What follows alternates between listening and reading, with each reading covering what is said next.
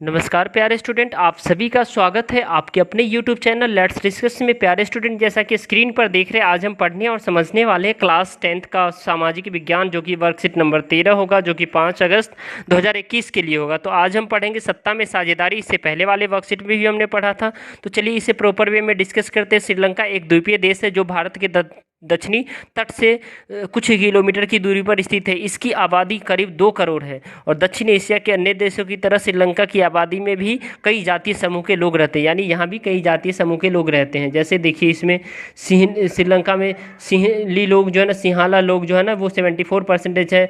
तमिल लोग 11.1% है। इंडियन तमिल जो है ना 1.2% है और मुस्लिम 9.3% ये रह रहे हैं। एथनिक कंपोजिशन ऑफ श्रीलंका का है ये, वहाँ के लोग इतने परसेंटेज में रह रहे हैं। ठीक है, अब देखिए यहाँ पे जो डियर स्टूडेंट आप देख पा रहे हैं, यहाँ पे ये जो एरिया है ये हमारा जो है ना, देखिए मुस्लिम एरिया है। ठीक है, ये जो हमारा जो जोन है, ये हमारा जो जोन है, ये सारे जो है ना सिंहली लोग हैं, सिंहाला लोग हैं। और ये वाले लोग जो है ना डियर स्टूडेंट हमारे सारे तमिल हैं, राइट।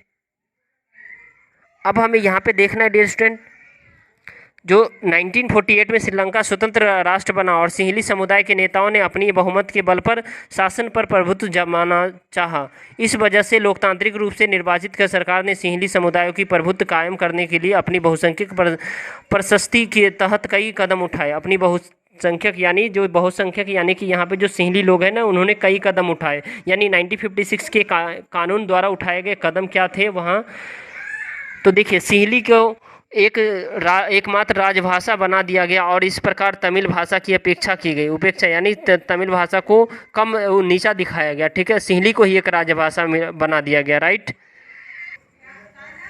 उसके बाद बौद्ध धर्म को राज्य का संरक्षण मिला और विश्वविद्यालय एवं सरकारी नौकरियों में सिंहली भाषी लोगों को ही प्राथमिकता दी गई, जबकि वहाँ और भी धर्म के लोग थे, जैसे तमिल लोग थे।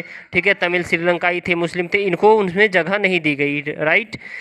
तो ये कानून था श्रीलंका में लागू किए गए। इस प्रकार के कानून ने दो समुदायों को मध्य आपसी मनमुटाव को बढ़ावा दिया, यानी आपस में जो है ना मनमुटाव यानी ऊंच नीच की भावना जो है ना उत्पन्न हुई। ठीक है, और जिसका परिणाम श्रीलंका में गृह युद्ध के रूप में हुई। ठीक है, अब ये गृह युद्ध किसी मुल्क में सरकार विरोधी समूहों की हिंसक लड़ाई ऐसा रूप से ले ले कि वह युद्ध किस साल लगे, तो उसे हम गृह युद्ध कहते हैं, राइट। तो गृह युद्ध इसे कहते हैं। बहुसंख्यकवाद क्या होता है, यह मान्यता है कि अगर कोई समुदाय बहुसंख्यक है तो वह अपने मनचाहे ढंग से देश का शासन कर सकता है और इसके लिए वह अल्पसंख्यक समुदाय की जरूरत या इच्छाओं की अवहेलना कर सकता है, तो इसे हम बहुसंख्यक कहते हैं। ठीक है, बहुसंख्यक।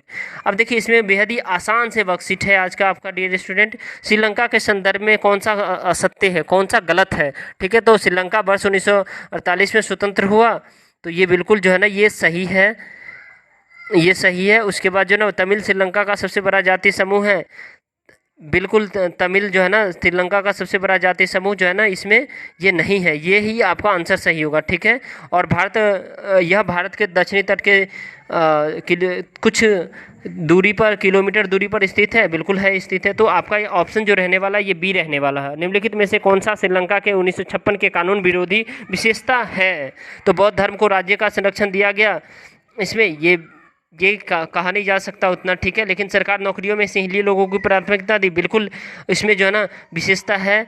और उसके बाद क्या कहते हैं, हाँ ये भी है, बौद्ध धर्म का भी संरक्षण दिया था, सिंहली को एकमात्र राज्य भाषा बना दिया गया, बिल्कुल। तो आपका आंसर डी रहने वाला है, राइट डियर स्टूडेंट। अगर लगता है आपके लिए ये वर्कशीट आसान है और अच्छा है, तो इस वर्कशीट को लाइक कीजिए, शेयर कीजिए। हमारे चैनल पर नए तो चैनल को सब्सक्राइब करके बेल आइकन को प्रेस कीजिए, और ताकि आपको लेटेस्ट नोटिफिकेशन मिलते रहे। ओके डियर स्टूडेंट, चलिए thank you, bye bye, take care, have a nice day.